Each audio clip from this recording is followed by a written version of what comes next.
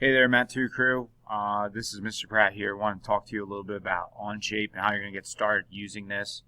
This is one video, or the first video in a series of videos to discuss Onshape and how you'll use that to create your drawings to develop a CNC file for the machines in the other room. So Onshape, log in just so you know, in case you didn't get there yet. The link is available on Schoology underneath our Zoom link for the class.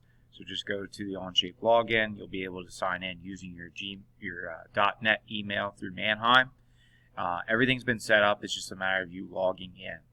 When you get to the login, you will see that it probably shows you activity tab, as you will see here in a second. As of now, you should not see any activities because this is the first time that you've logged in to Onshape, unless you've used this for another class.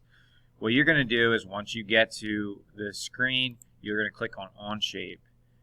What's going to happen is this is going to take you to where we'll be able to create a document. This is a web browse drawing software, so it does take a little bit longer than AutoCAD because it's not on the computer, it's through our web browser. So here you can see that what you're going to do is you're going to hit Create Document. When you do that, you'll be able to title that document. For our stools, if you're making that, it would be stool C. Make sure you have Mat 2 in there. My recommendation is also to create a folder that we will be able to stick all of our files for our class into that folder. So that's just something to think about. So here I already have my stool C document set up, and that shows it up at the top. You can think of this software kind of like Google Drive or Google Docs, where you're able to edit that at any point. You have your tools here, just like in Google you would have the things you need in order to type a Word document, or if you're doing a spreadsheet or whatever it might be. The first thing that I'm going to recommend that you do once you're in your document is to turn off the front plane and the right plane. And that's what it's showing here right now. So this is an isometric view of our planes.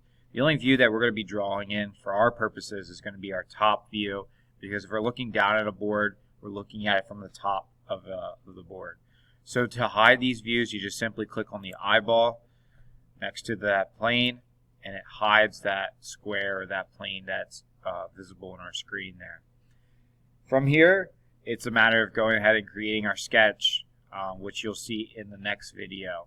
So at this point, just make sure that you've identified that it's for Mat 2 class, that you have the file name created, you've hidden the planes, and then we'll be able to go from this point.